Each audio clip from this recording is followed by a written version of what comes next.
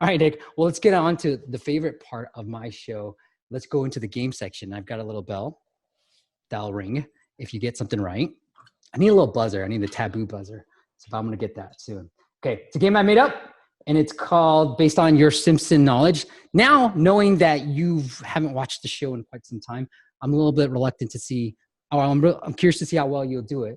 But I named the show called Nerd because here's what we're going to do. We're going to look at famous Simpsons quotes, and you're going to complete that sentence. All right? Okay. Here we go. Number one. I think Homer said this. It takes two to lie, one to lie, and one to listen. Good job, Nick. How was that? Is it too loud? Ding, ding, ding. Nice. All right. Next. Kids, and another, probably Homer. You've tried your best and you failed miserably. The lesson is blank, blank. Never try. You are a fan, my friend. It's like the most depressing quote ever. I love it. I thought it was hilarious. All right. Here's a hard one. Okay. You're dominating this game. 3 words, blank, blank, blank. These are the 3 demons that you must slay if you wish to succeed in business. And you don't have to have them in the right order. Oh, this is Mr. Burns. It's probably like friends, family, and religion or something. Wow. Family, religion, and friendship. Oh, yes. Good. All right. I was trying to stump you. I think this is the last one, Nick. But you don't win friends with salad. Oh, my goodness. He is a true fan, my friends. I think this is it.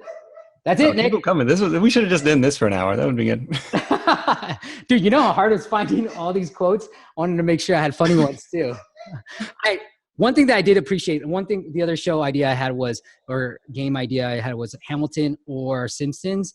I love your one of the most previous ones. You had so many Hamilton in there that I was just trying to catch it. That's all I would listen to. It was about the unfair advantages. And I was listening to, I was like, there's a Hamilton one. There's one. Wait for it. And it's like so subtle. You do a great job with that. I should have gone back and like re-scripted. I had the track listings for the soundtrack up right next to the outline for the episode. And so I should have, I feel like listening back to it, I probably could have done a few more. The world turned upside down.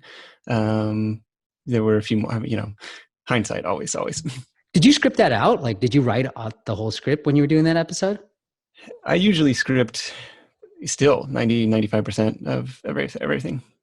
Last thing I'll bring up to you is you have so much energy on the show, and you said you're self-admittedly a quiet guy. How do you bring all that energy to the show?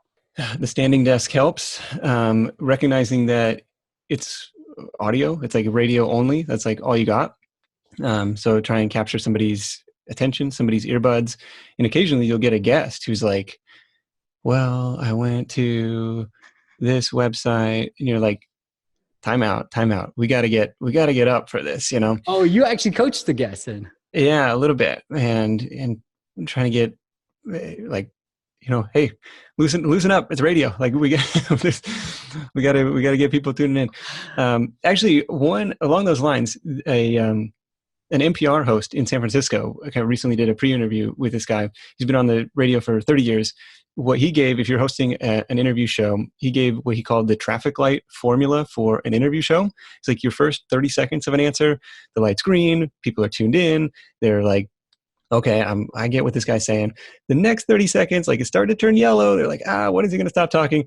The next 30 seconds is like, okay, red light, you got to wrap this thing up, And so I was like, oh, that's kind of I never heard that. So maybe I'll start sharing that with some guests too.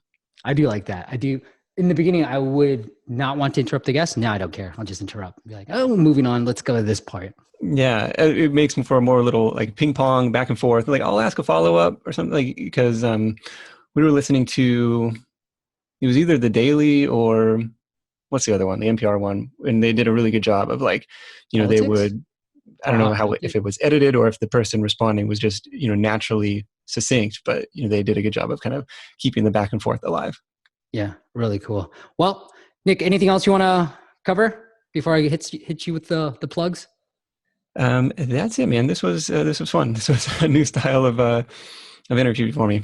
Well, this was fun for me. Thank you so much for coming on. Thank you for putting on this mastermind that I get to be a part of as well. The website, if you want to learn all about Nick, is sidehustlenation.com. And he's got a great book out as well that's free right now. It is called The Side Hustle, How to Turn Your Spare Time into $1,000 a month or more. You can get it for free or on paperback, and just by going to sidehustlenation.com/book. Nick, you want to send the audience anywhere else? Boom. That's it. If you're in the idea searching phase, sidehustlenation.com/ideas is my constantly updated laundry list of part-time business ideas, ways to make extra money that you can start today. No opt-in required. Nick, you got a phenomenal podcast. I just love seeing how other people are earning money. And I think you do a phenomenal job of just highlighting that there's endless possibilities out there if you want to start your side hustle. I do have to say this one thing. My cousin's husband, I think I told you the story. He's like, Steve, I know you're famous. I was listening to this podcast and then you got to be a guest on it. It's called Side Hustle Nation, Side Hustle Show. And I was like, oh yeah, I know him. He's out in Liberty. I'm like, yeah, he's a totally cool guy. And that's the first time he's like, I didn't know Steve was big time based off of your show, man. Thank you so much. That's awesome, man. Yeah, it's these crazy connections because you never know who's tuning in. That's the power of putting content out there. It's like the 98% of listeners you'll never hear from, the silent majority. So trying to get them to be less anonymous is always a challenge, but it's really cool that people are out there tuning in. And yeah, Steve, you're big time. Thanks, brother. Well, once again, it is called The Side Hustle Show. Check them out, sidehustlenation.com. Nick, thank you so much for coming on and doing this. You bet, man.